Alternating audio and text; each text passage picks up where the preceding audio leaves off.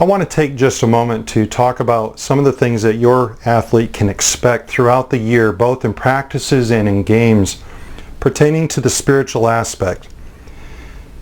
As a young boy, I remember many of the life lessons that I received, and a lot of it was through athletics.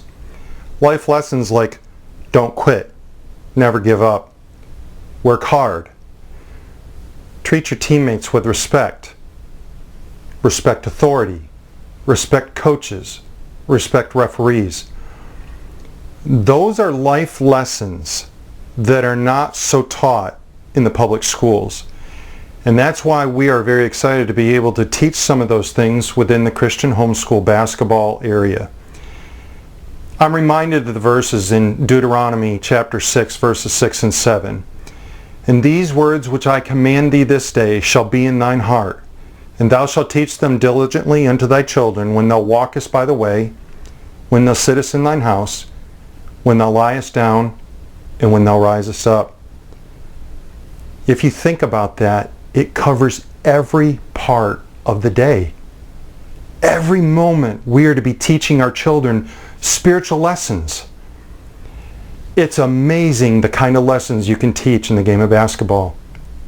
A good friend of mine who actually mentored me in coaching and really taught me an awful lot in it. He told me one time, he said, "Charlie, basketball brings out the worst in a young man." I don't know, but I believe he might have been talking to me directly at that moment. But I've not forgotten that lesson. It does bring out the worst. And it provides an opportunity for us to be able to learn how to control some of those things and walk by the Spirit the way that we should.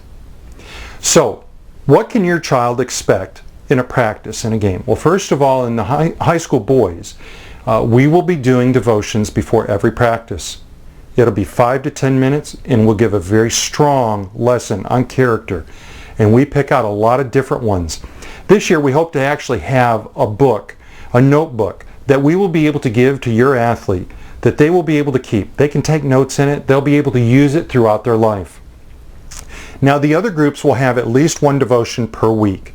On Wednesdays, they'll probably not have a devotion at that time, especially for those that are trying to get out early to be able to go to church. And that's not a problem there.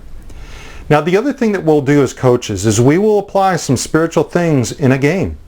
We'll talk about some of those things.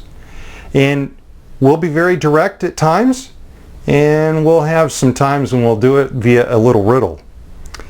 But be assured your child is going to be getting a good spiritual emphasis this year. And we want you to understand that. We want you to understand that we do preach Jesus, Him crucified and risen again. Now, we're not going around saying that you have to believe this or have to believe that. That's not what we're about. We want you to understand what we're going to be sharing. We don't want you to be surprised. We look forward to this, and we look forward to working with your athlete and making them the best person that they can be, as well as the best athlete they can be.